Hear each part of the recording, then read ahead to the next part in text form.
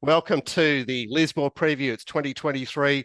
We've got the boss of Lismore on the track as we speak. In fact, a trio of marks. Of course, Gordo is here to tip us winners as well. Oaten, what's the story? You've organised a furnace for us this year because you're so pissed off about what happened last year. That's right. And here I am wearing a jumper. It's freezing here at the moment, but looks like the weather's going to be fine and hot. The only way they'll call them off now is if it gets over 40 degrees and the little bastards will run for the hills then. So we can't win. So, but anyway, of course you can. Of course you can. You've got a 35-degree Thursday. The weather's been set fair for ages, and we've got a Lismore Cup program to talk about. So, tell us about the new True Rail that you've got there. New True Rail. Here it is. It's sitting. So Gordo liked it in a bit further, but this is where that's actually the road there. So it's out about 1.5 meters. But this is where it's been racing more consistently for the last 12 months. Okay, but the last meeting 2 weeks ago on the Thursday, it was actually out 4.5 up over at the bend. That's right. Bend, so not over the back. So straight up on the corner. So on the corner, it was out 4.5. Seemed like leaders and rails in run were the go at the Thursday meeting, but back into the with that set of that rail back into the 2.5 position there, back from the 4.5 position. I found a meeting on the 20th of June. It seemed to play as well as you would like. Cruicky, you're a track bias man. What do you got to say about the likely scenario on Thursday? I think you want to. I actually went back through last couple of meetings. I think it's more about momentum than anything else at Lismore. You want to be tracking into the race, whether you're leading, railing up, or sitting just off them. But I reckon it's more about momentum than actual bias at this track. So, I mean, I think it'll be probably advantageous on pace early-ish, and then they tend to actually get a couple off the fence later in the day. So, I'm not going in there too preconceived. I mean, the drying day probably has some impact on the track being probably pretty fast. But yeah, generally just, on pace an advantage, but isn't that an advantage for most tracks, people tell me? Well, especially at this level of horse. But Oaten, where are the sprinklers? I thought you'd have the sprinklers out there. Mate, they've been on, so they've given it a fair drink today and again tonight and tomorrow. So they're saying it's a 4. It's like it's firm. It's a good 4. It's got good grass cover. Mate, they've given us another drink. Yeah, it's as good a track as we've had for a long time. Not a mark on it. The grass looks absolutely awesome, but I still am leaning to that inside section slightly. Maybe not as dramatic as always, but. And does it get mowed between now and then or not? Is it? Yeah, it must be growing an inch a day. Mark, it is. Haven't you seen what my check-in luggage is tomorrow when I jump on the plane? They're going to ask me why I'm checking in a lawnmower. I'm going to be out there in a balaclava on Wednesday night, just going around the insides. We did have to put this $15,000 outside rail up because that meeting you were talking about, they were out over the sprinkler heads. I'll show you. Just there's a massive drop off. Okay. Down here. That's pretty dangerous. That's a bit dangerous. Yeah. So they first time ever they were going that wide. So ever. But they were always in that sort of 3 or 4 off the fence, and that was it. But they found some traction out wide here down the ambulance lane. Okay. Oh, well, I guess they were perhaps slingshotting off that wide rail around the turn there, but it should be back to regulation on Thursday. I won't hold you forever, but what sort of local input can you give us in terms of local trainers that are ready to fire on Thursday? Is there any? No, actually. The Bowen show, we've only got a couple in. Yes. The glue factory's moved to Ballina, so I don't know what he's doing. I know he's got at wits end in, but it's got a great record at Lismore. What is it, 8 for nothing? Yeah, and the distance record is something similar. Yeah, it'll be interesting. They think it's a 1,400 metre horse, and they were looking. They just had to place it somewhere. So we've got one in. He's accepted, but also a dual acceptor for Doomben tomorrow. Outburst in the Untamed. Looks unlikely to run. No rider here, and rider at Doomben. Doomben. So, and it's a pity because there's 60% of the ownership are here in Lismore.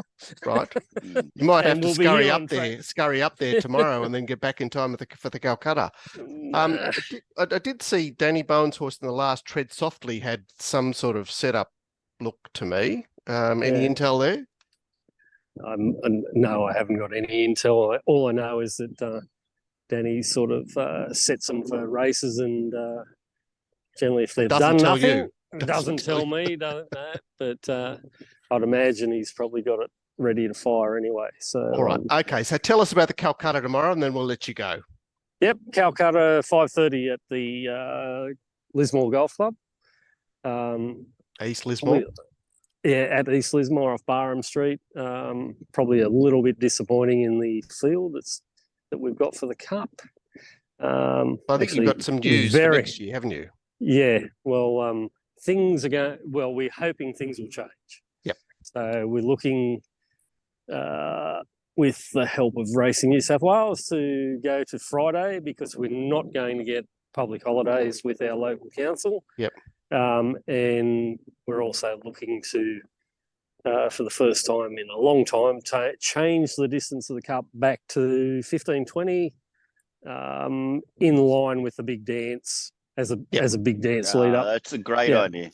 Yeah, because actually the Resilient used to be 1,900 metres and used to start at the corner. That was I got told that the other day about 40 years ago. So obviously the Cup was a bit shorter than that. So going back at some stage. So the distance race next year might be a maiden class 1 handicap, by the way it's going. So they just aren't coming for it anymore. So anyway, we're looking for a strong race. I think it looks all right tomorrow. But anyway, obviously we'll be there for the Calcutta. I'm going to give a form talk. The Glennsta is going to entertain, as he is wont to do. So anyone in the vicinity should get along to the golf club to take part in Calcutta. All right, mates, we'll see you up there. We'll be up there bright and early tomorrow, so look forward to it. Can't wait. I'll have to shut the shop just a half an hour early to get there on time. Oh, my God, the sales. Oh, no, sales not the sales. Will be gone. All right. I'm going to shoot you off. Okay. See ya.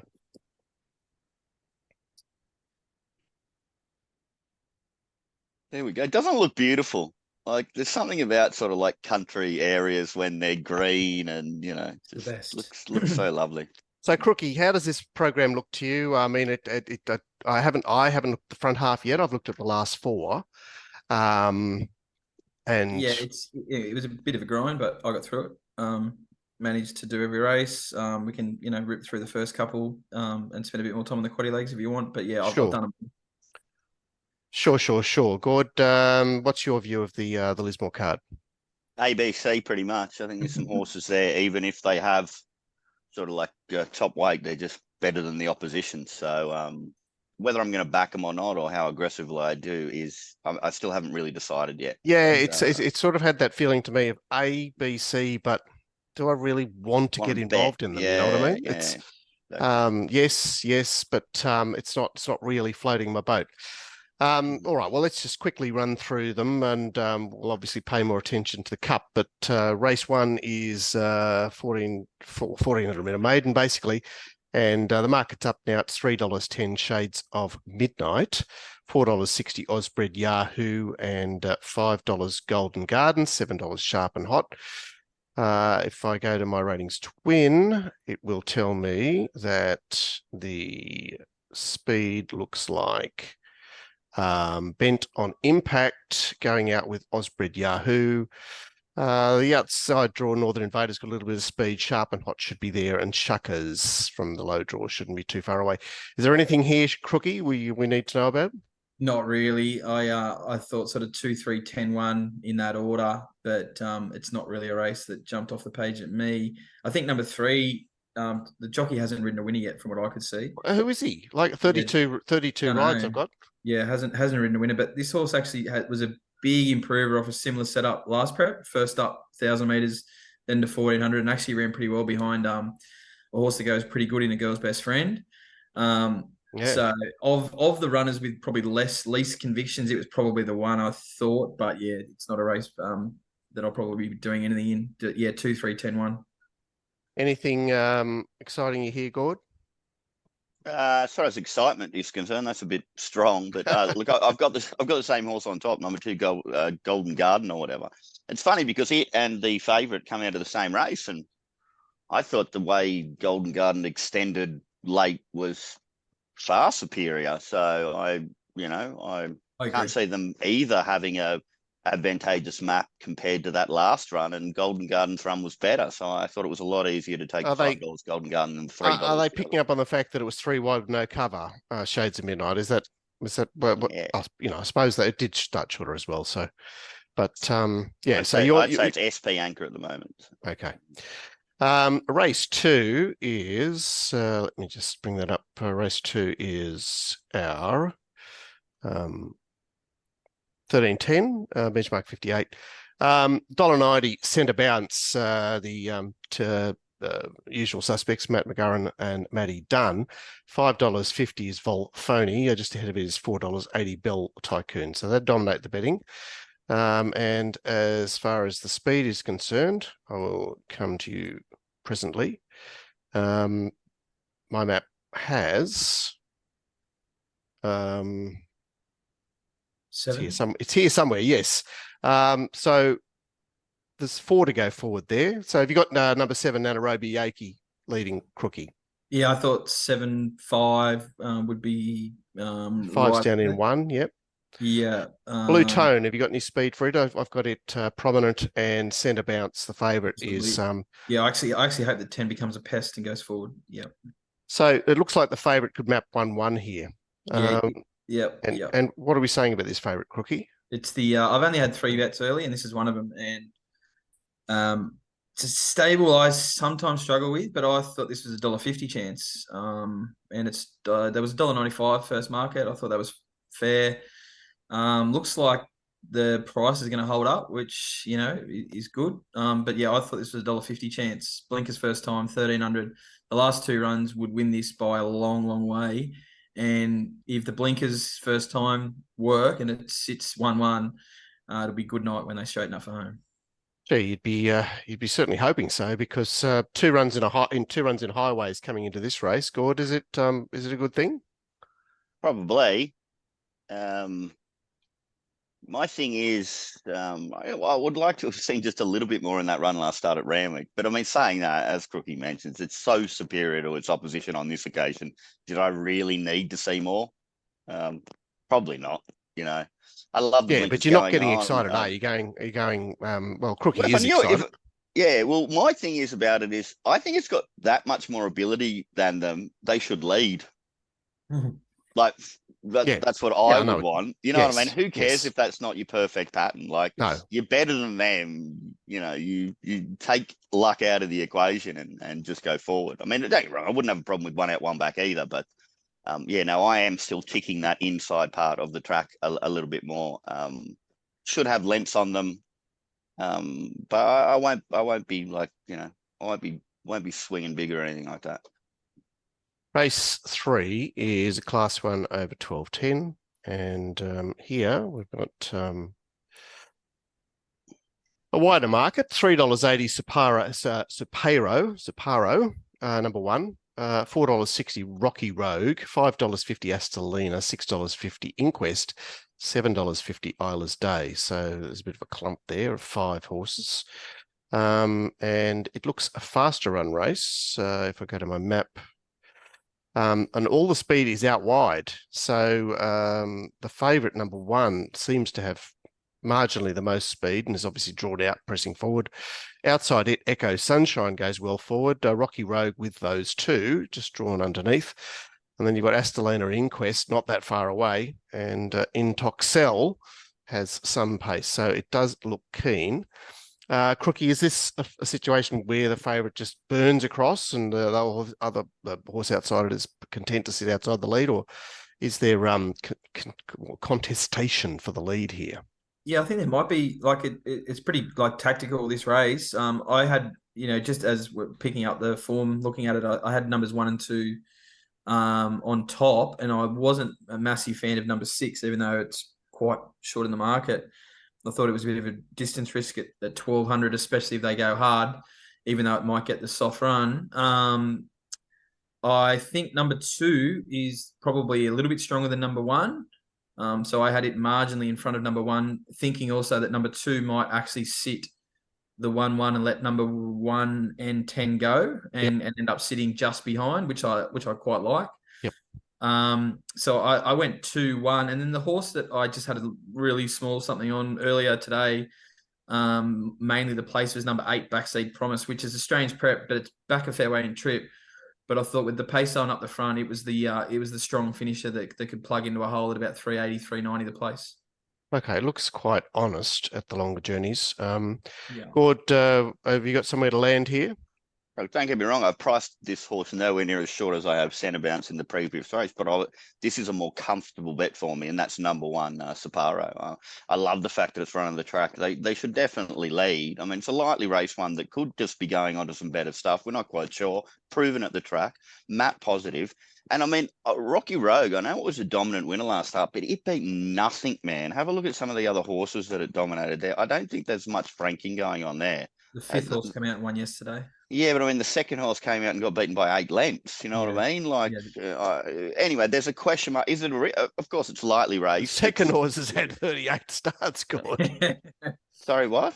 Kombu. It's had 38 starts. It was no. I'm talking about number 2. The 2nd horse is rubbish. That's what I'm saying. That's what I'm saying. It's looking. No. I'm saying the horse that ran 2nd, Rocky Rogue. You're saying it didn't frank, and you're right. It didn't. Got beaten 8 lengths. Yeah.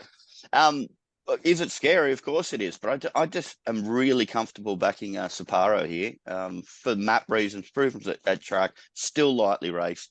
I mean, obviously, of course I find it. Cruicky, it's number 1, top weight, and it's had the least starts of any horse in the race. Well, and it's got the best trainer. Yeah. And McGarren's the go-to on the program as well. So.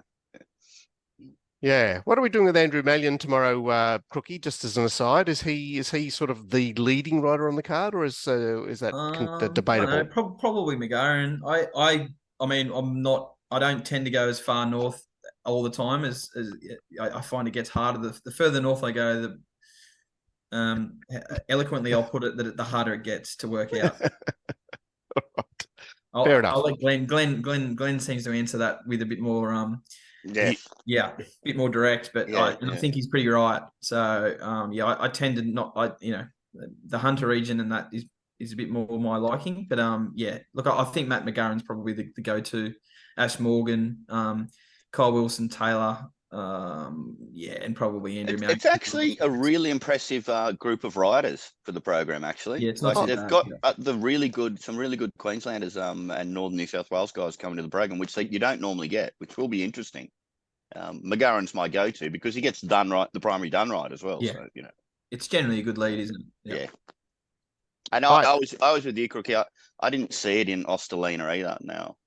Well, I had number 8 third pick, and it was $15, so I was happy to have something small in it at the odds, and hopefully it runs into a place for me.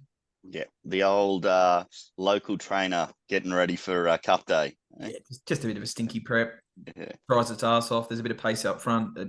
Tipping they've done no work with it and just sucks through and hopefully runs into a place. Yeah. There we go. We've seen a few of those from you before, Cruicky, and most of them have done the job. Okay, the Super Maiden is race 4. It's Bertinelli, favourite at $2.60. And then there's 3 horses, single figures. Rich Again from Gate 1. Bandasha is, Rich Again's $6. Bandasha 7. Madam Pearl's $7.50. Most of them have raced. So as far as the speed is concerned, I've got Apple Cider going out with Bertinelli out wider. Rich Again holding its spot. Red Herring's got a bit of speed in the middle there. Game Star pokes through from Gate 4. Can you sort this out as far as the map is concerned, Cruicky? Yeah, I think you've nailed the runners on pace, and I think they'll go pretty hard here. I think this is a race where there'll be tempo. Super maiden, good prize money, big field. Big field. I've found a couple of roughies here that are worth having a throw at the stumps at big odds, and they start double what they are now, because I don't think that the big teams will find them. But I think you find that number 8 Headley Grange will run a race at $23 and $5.50. It's map poor. The barrier is obviously not ideal.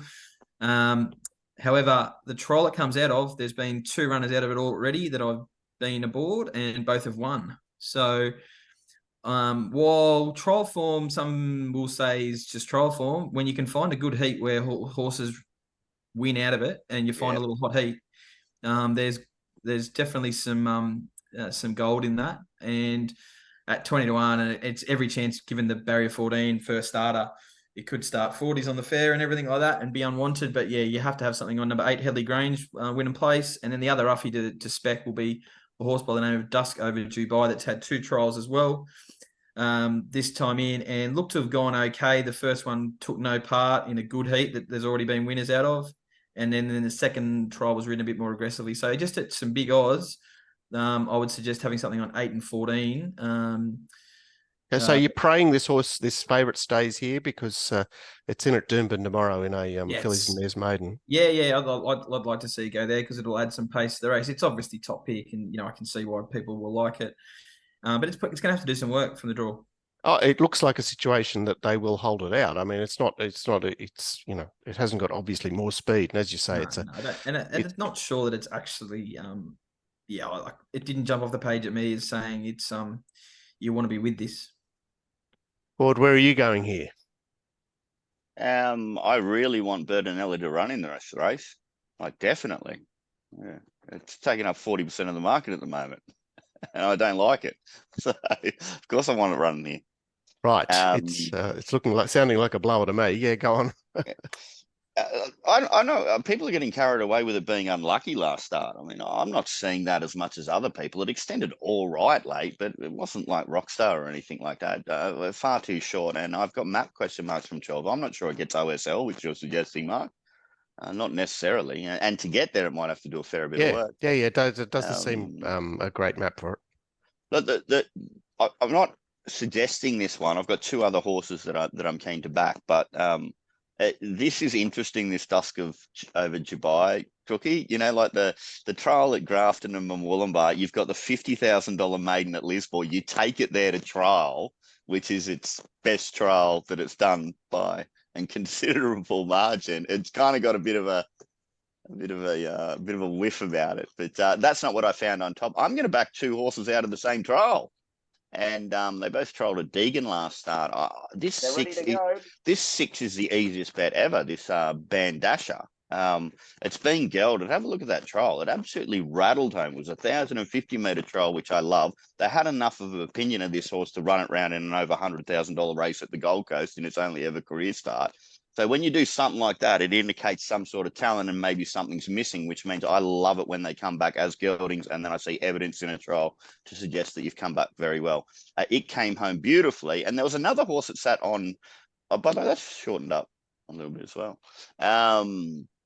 There was another horse out of the same trial, and I wasn't really going to go for this one. It's number 1, Apple Cider. And yet again, I'm map nuts, Lismore, and I think this horse will lead.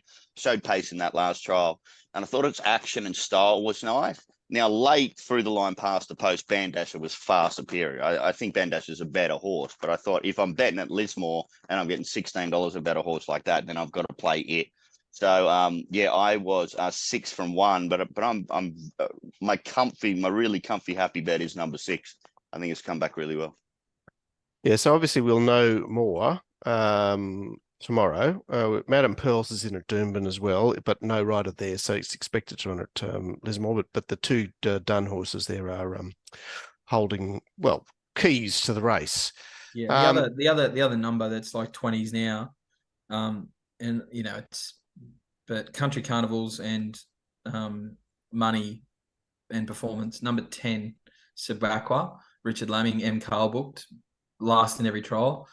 if there's any sort of money for it, like they can land a plunge, and definitely set them for country carnivals.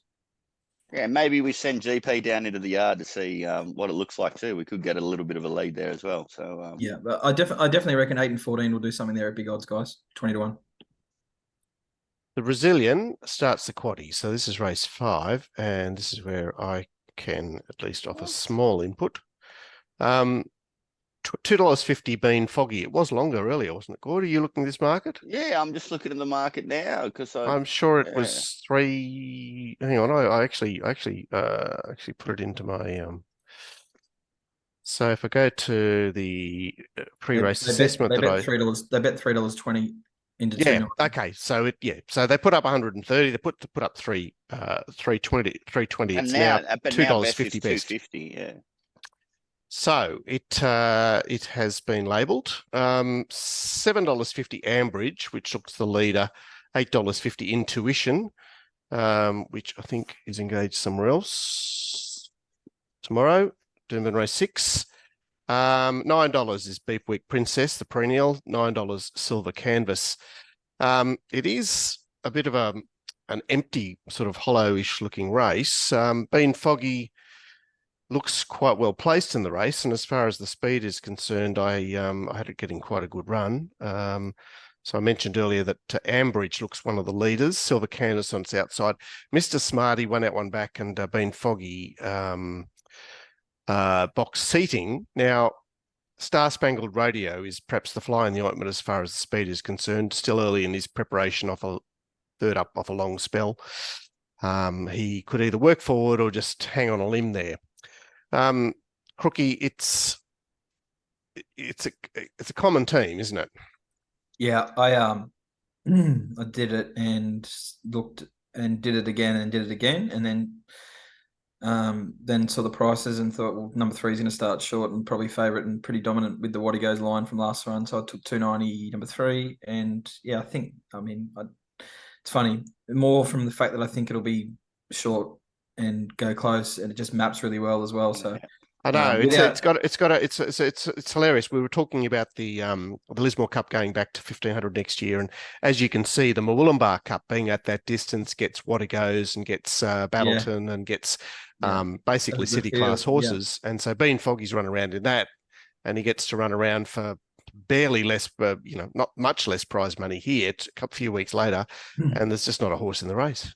No, I can see it starting, evens and winning. I thought numbers 9 and 10 were the 2 roughies potentially to have something on that will be on pace as well. Yeah, Mr. Smarty's been out of form, but like they've sent him forward the last couple, which seems to have done something to him. Gord, what are you saying about this favourite? Yeah, I love it. It stands everything. Comes from far better stuff. It's probably going to find the fence at Lismore. They're the horses that I really want to back, but when you start getting into 6-4 and I'm not going to lead on the fence, I'm going to be on the fence behind and I'm going to need some luck getting out. You're getting into a price range that I may find difficult. Well, it's going to be more difficult to get involved. Saying that, I love everything else. When you're doing the ticks or whatever and it's missing that one, well, I suppose it's 2 because it's price with map position that I'm having just the slight question mark. Even though it's going to be in the right part, it's going to need luck, I'd suggest. So what have you guys got this like box seat, have you? Is that what you think it's going to punch up and sit behind later? Yeah, which is a bit of a worry. Cruicky, what do you say about the rider? He's been around forever. He's like one of those low percentage riders that can get the job done. As I said, like you could probably tell in the tone of my voice, it was more a bet because it's going to start shorter than I'm declaring it, if that makes sense. Yeah. I really love it, except for just that one question mark. Yeah. I thought the interesting one was the absolute setup job locally trained horse, which is number 7 Beef Week Princess. The setup coming back from the Lismore Cup prelude. Yes. Yeah. But have a look what it's done. This guy's done it before. Nothing. Cup day, it does something. And this horse, have a look at its runs out the track. There's been some good ones there, man, where it's actually overcome bias on certain occasions. And I go Norieka Masuda to KWT. So are you betting at somewhere? Are you betting at Singapore tonight, Mark, or something? No, I'm just watching a a couple of replays as we go. Oh, okay. You got to go to the mute button. Yeah. Yeah, fucking keeps. Yeah, sorry. So, Right. so did anyone have I a look just at knew. this? I thought somebody was betting while we were No. we were talking about. By the way, we do it all the time, Cookie. Like, it's cool, man. Yeah, You know, Gord uses half the Monday show to do the form for Wednesday. Yeah. Did anyone look at this weird horse, the bottom one, which Brett Kavanagh's taken over this preparation from Tony and Madison Sears? You can Where catch Brett Kavanagh. You deserve everything you get. Well done. I've never agreed more with a statement. Seriously, I steer clear. Anyway. Yeah, all right. Well, it's a weird one, but He wins a lot of races too, so it's very frustrating. It's very frustrating. Struggle so badly. But there are ones where when badly. he wins, I don't even get upset about losing. I just like cop it on the chin. Like, Yeah. I mean, how did we get that price, Derry Grove, on Saturday? Only because his one was in. Mm. You know, it still went okay. I thought. It went well. Yeah. Yeah, the winner travelled like bloody winks, didn't it? Yeah, it was pretty amazing, and very happily. There's a very good judge that likes it. It was a very good win, wasn't it, Gord? There's a very good judge that likes it for the Kosciuszko, so they won't get beat. Ah, really? Well, I don't know. Has he heard of Opal Ridge or not? Yeah, he reckons it's stronger. This thing, he thinks that you've never seen a horse travel as good as this has its last 2 runs with Nash. Yeah. Well, that's true. That's definitely true. Yeah. So what are we doing in the quaddie? Well, we could probably just take. We could take 1+1. I'm certainly. Cookie, you mentioned 9 and 10 there. I think they're live in this race. Why don't we just do one shot, guys? Up to you. There's a quaddie where you just put Bean Foggy in, and there's a quaddie where you put 3 Bean Foggy, 7 Beef Princess, Mr. Smarty number 9, 10 Silver Campus, and 11 he's all right. So there's a narrow and a wide. I'll put these on and I'll fucking give it to you guys for the Christmas party when it's not that far away from Christmas party season anyway. Yeah. Very good. The really interesting race is the Untamed, I thought. Now the market in the Untamed, which is obviously the feature sprint, sees $4.20 maximum Vortex, $4.80 Tremonto, which looks like it might have trimmed up a touch there. $6 Clifton Springs has been on the drift all afternoon. $8 Grey Worm, $10 at Wits End. Now we've got horses to go forward here that look very interesting runners at 1,210 metres. I speak of Maximum Vortex and Clifton Springs. Clifton Springs broke through last time. He's had most of his runs at 1,000 metres. He found the 11:20 with the rail out there at the last meeting to his liking and led all the way. But he looks to have to sit outside Maximum Vortex. And Shanjomi I had getting into a very handy position. Grey Worm obviously led in the Moolumbar equivalent of this race, but it does look like it gets crossed here. Crookie, what are you saying about how they'll go out here?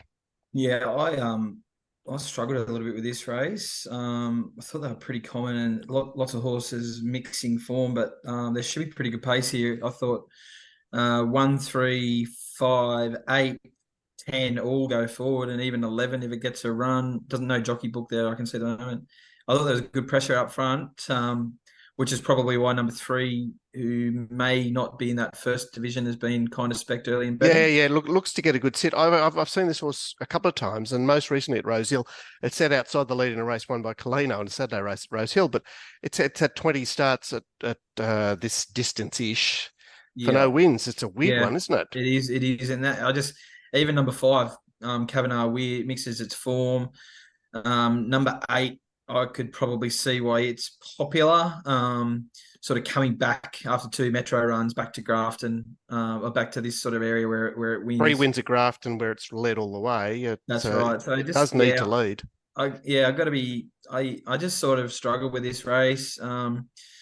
I was 8-1-5-3, but I won't. I dare say I won't be having a bet, but they'll be the quality numbers for me, depending on what you guys come up with. Didn't tantalise you by the sounds of things, Gord. Are you excited about this feature sprint? Oh, really? There's some negatives about the favourite who's going to lead. So obviously, I'm going to go looking for the leader, okay, which is number 8, Maximum Vortex, and that is, Jesus Christ, we're getting really late preparation, first prep. It's a key negative for me. And then the other horse that ran in that last race at Doomben, the 11:10 there, Tremonto, obviously the one that's been backed, sort of thought it was a better run than Maximum Vortex's. Yep. So I decided that was the anchor, and I went looking for something else, and I'm not sure I found it, because maybe this is a only lead kind of a horse as well, and that's number one. Well, he dazzled them, obviously, finally finding the front, because we saw him at Coff. Well, you weren't Coff scored, but saw him in a competitive race at Coffs, and he couldn't get near them. But when he finally did find the right race to lead, he won by 4, and then he's run in an impossible race last start. So I can see the appeal. Yeah, that run at Doomben there, there's some decent horses in that race. Now, look, here's me talking about a horse that's had 43 career starts, But look, it's the one I went looking for, and particularly because I know there's going to be softness in the market, because I know syndicates would disagree, so it could get to a crazy price. So that's the one I went looking for. Yeah, I actually marked a favourite, but wasn't keen. I guess the horse that I gave the pass to here, which is a horse that I've sort of struggled with over its life and not had any luck with, is 45 Park Lane, out of the lead up at this track. Now, obviously, Clifton Springs led all the way in that race. And it looks to get busted up in the lead here by Maximum Vortex. So I thought that 45 Park Lane, who obviously takes his hit here, 12:10 is maximum distance. But Mark, just one question there off your map, okay? Now, my map, I have 100% grey worm on the fence. He should be. Crosses the 3 on the inside. Yeah. Yes. Yeah. So I would say that Maximum Vortex leads Clifton Springs. Grey Worm is 3rd, and I had Shanjomi one back. But in fact, I actually had Shanjomi contesting a 3-wide lead there. But It does look like a fast race. I do want to be on a horse that's going to stalk. Just couldn't really get happy about the right stalker here. So quaddie wise, what do we do? We obviously put 1 in. I guess we have to put 3 in. Yeah, it's an obvious stalker, isn't it? So. I'm obviously asking for an inclusion of 7. 8. You got to put it in. Sort of the best form. Yeah. And the only other one I could suggest is 10. Yeah. So, all right, let's move on. Let's go wide, because we've got 2 different quaddies in the first leg, with only 1 out on one of them. Yeah. 1, 3, 7, 8, 10. Yeah. All right, the Cup. Let's see what's happened. Holstein has firmed since Tab put up the market at 2 o'clock this afternoon. Sportsbet jumped in and immediately went longer Savvy Lad, who won the lead up here 2 weeks ago.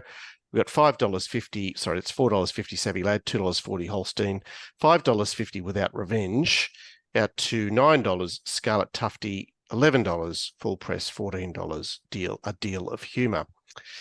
Now, I found a fair amount of speed in this race. The automatic maps, if I can go to them, they show that get rid of that.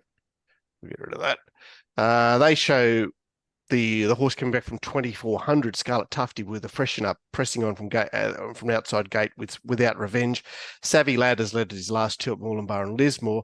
Holstein is on the 5-day backup and looks to get a great park there, with Winter Thorn down on the rails, but probably getting crossed by those aforementioned 4.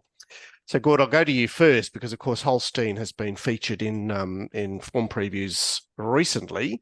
He went around on Saturday up north. You would have done a show regarding that particular race. Did he have any chance on that occasion? Well, his performance was disappointing. Okay. There's 2 key negatives about this horse, and that is he has definitely not ticked the 2,000 metres and above box. And I wasn't even that impressed with his run 2 start backs at Sunshine Coast either. Yeah, so you're seeing a decline, aren't you? Is that what you... I mean, when we're talking about horses $2.50, you know what I mean? That's the thing. I wouldn't touch it with a 10-foot pole, that price. All right. Is there anything you would touch? It's a super easy bet. It's number 1, Savvy Lad. Like this is just simple bet. I get my go-to jockey on the program. I'm loving the options from the map with this horse. Like he's got choices, man. He's led his last couple, but he's out of barrier 4. If something wants to go mad or whatever, he can sit into a lovely 1 out 1 back situation. Or if they decide not to go too briskly, then he could actually lead again. And let's just have a look what this horse has done since this trainer took over, which I love. I love this situation where I can just pay attention to its last 5 starts that it had since it went from Foster to Newing, and just what a great. I love Sayers Mark when they do that really good run over 1400 meters first up to say that Jesus, you're primed for the preparation. What a good run that was against too good to be true, being foggy over 14, which isn't its primary distance. Then it finally, unlike Holstein, it finally gets up to over 2000 meters this preparation, and what does it do? It's a dominant winner twice. And map options, and I get $4.50 to find out. Also, I know all the chief traders at Sportsbet who are top odds at the moment. I know I've got lengths on them, so I don't have a problem with Sportsbet being top odds either. So, look, man, super easy for me. I actually think it's kind of a 2-horse race, but I'm only backing 1 horse, which is number 1. So, Cruicky, when I did this race, I found Holstein from Savvy Lad, but I just had I liked the fact that Tony Newing had done what he'd done with all those sort of shorter runs with Savvy Lad, and then obviously this last 2 over 2000 it brained them. But there's something really hollow about those races. Am I? Yeah, that's the. I mean, yeah. I'm actually with Gord from looking at the 2 of them and the prices served up. If number 1's going to start $5 plus, looking at the way the market is, number 2 on the quick backup, so you just know it's going to firm and be solid. So yeah, I don't think there's any need to rush into number 1, but $5 plus. It covers that hollowness mark of who will beat and that sort of stuff, but the horse is flying. So yeah, I'd prefer to back number 1 at $5 sort of each way rather than taking evens or 5 to 4 number 2. And do 3 and 4 fit into this race at all? Or are you sort Probably, of but I didn't really find them. I thought 1 from 2. Because 4 is a funny runner. Right? Obviously an import that started out with a bang 12 months ago, and then seemed to lose its way. I'm not sure whether it's with us. Jack Bruce has freshened up number 3 with a trial. The only other runner I even looked at was Full Press, but didn't get it as short as the market. Quaddy wise, do we just have the top 2? I would. What do you think, Gord? I would. I just really didn't because I was so against, or not so against Holstein. Like I marked a favourite, you know what I mean? But I'm against it. I went looking in detail, nearly, you know what I mean, every other horse to try and find what were the dangers, and I really didn't find it. So yeah, I probably preferred 3 over 4, but yeah, even then, I'm happy to go 1 and 2. Go skinny. The last is the nightcap, obviously, and it's a Class 2 over 1410. The market says that I haven't quite finished this race, but the market starts with Hollywood Park, $3. Rock Together is $3.60, and then we're out to $6. Spill the Secret, double figures the rest. My map has it's a bit of a funny map, but got just Rock Together and Spill the Secret out in front. Tread Softly, the horse I mentioned with the chairman. It's down on the inside. LA's caught wide, but there's not a lot happening here as far as speed is concerned. Is that right, Cruicky? Yeah, no, I agree. I hope number 4 just goes forward from the gate, and it'll be very hard to beat, I think. Leader in the last, I wrote down as I was doing the form, and of course it's been marked favourite as well. So is that Kurt Goldman? What the hell is he up to? I don't. I think didn't like. I don't know.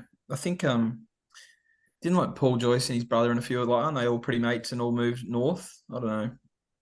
So Kurt Goldman's had 48 runners in the last year, which is. I think they moved north after was it Alan Carter that passed away from those couples? Yep, right. I think he was one of the main owners of. Right. So he's just he's repositioning himself. I think he's repositioned. Yeah. But this horse has always sort of shown something down south of south in New South Wales. sort of 2 runs up that way, and then last start raced on the pace and did a good job. I think I'm not sure number 1's with us after being with Moody. The 2 runs up in Queensland haven't been really good. It hasn't really fired at all. So yeah, I was 4 from 3, but I thought number 4 would start favourite and pretty hard to beat if they go forward. Good. Are you seeing things similarly? I was just looking at there that good old Peter Robles got one running up there. That's that apple cider that I mentioned earlier on as well. Yeah. I think they're going up there. Well, obviously not Goldman. He's a little bit too semi-retirement. Young, semi-retirement. Yeah. It seems like a lovely thing to do, doesn't it? Look, my thing is I clearly have to have number 1 Hollywood Park on top, but I'm scared of the Goldman horse. Because I think I actually backed it a few times at Goulburn as well, or maybe once. Yeah. Anyway. What, with A. Adkins or Kathy O'Hara on board? Oh, well, they're Goulburn jockeys. No, Kathy's stats at Goulburn are really good, Mark. Yeah, they probably are. They certainly. She's the queen of Nowra as well, isn't she, Cruicky? She rode a Saturday winner in town on Saturday. Yeah, yes. That. What about a Saturday winner the week before? 11 goes. Yeah. What about she rode a winner for me too, that I had a really good go at recently. So I must have really liked the form of the horse. Anyway, right, so you sound like you're a little bit greyed up here. It was probably Redina on Saturday. It was pretty solid late the fair, and the stable. Oh yeah, it was Redina. Yeah. No, I had a good go, and I actually got overs, and they won, Mark. So Redina lobs 3rd fence. Alentia lobs 3 wide the trip at the back. Yeah. Well, they sort of were drawn to do that, so. Yeah, it was nice. It was nice. I'm going to forgive this just because of this little pattern, okay, with Hollywood Park. I wasn't as disappointed that because 2 back that run at Ipswich of Hollywood Park, we've got a Derry Grove line there, okay, which is nice. I mean, there's others that are a little bit of an anchor in that race, but it was 2.5 lengths off it. And then I have a look at like all its form, and we have on 3rd up in its first preparation was a massive dominant win at Sale.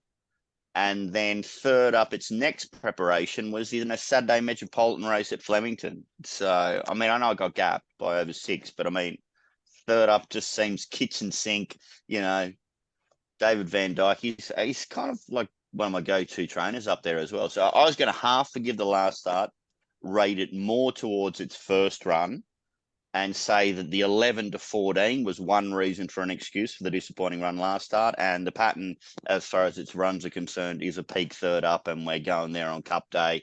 And I'm very lazy, so I just wanted to tip number 1 because I do it in racebook order. Very good. Okay, well, that's the program at Lismore. Quaddie numbers are just 1 and 4, aren't they? That's all we need. Yes. Thanks, Good. Yeah. So, Cruicky, will let you get back to the form and replays and whatever else you need to tidy up. It's Tradesman Day at Lismore, isn't it? Yeah. Do your best. Hopefully, Centre Bounce wins earlier on. Hopefully, Bean Foggy wins, and then a couple of roughies in race 4. I think it was to have the Super Maiden. Yeah. All right, that sounds interesting. And Gord, what is there anything that you're keenest on? No. Yeah, I'll post something in the chat room or something like that. I would really like to watch a couple of races to see pattern. Yeah, for sure. And by the way, thanks for coming on, Cruicky. I love having you on, mate. Like, bloody hell, your analysis of racing is awesome. And especially this style of racing. We agreed on too many races on this occasion, I think. Hopefully it's one of those pretty cruisy days where everything goes to script. Yeah, exactly. Yeah. While we're melting up there, for spare a thought, but we'll be amongst it. Good on you. All right. Well, it's a great time of year, and we're happy to be going. So get amongst it. Calcutta is at the golf club tomorrow night from 5:30. I think it's nursing home hours, Gord, because we're in the bush. Is Glenn charging for his stand-up routines now as well? He's switched careers now. Yeah. There's a few whispers. Seinfeld and Letterman came calling after. Larry David, curb your Glennsta. Oh fine, Kev. You're Glennsta. Yeah. Gee. Sounds good. Well, he'll be making an appearance at the Calcutta tomorrow, the first time ever. Previously, he's flown up on race morning, but we've ordered the Glennsta for the Calcutta tomorrow. So that's what's happening. Get amongst Lismore. It's one of our it's our place, and that's where we'll be on Thursday. Meanwhile, of course, previews for the Saturday meetings, Brisbane, Sydney, Melbourne, will be around the traps late Thursday or Friday. But good luck, punters. See you soon. See you guys. Good.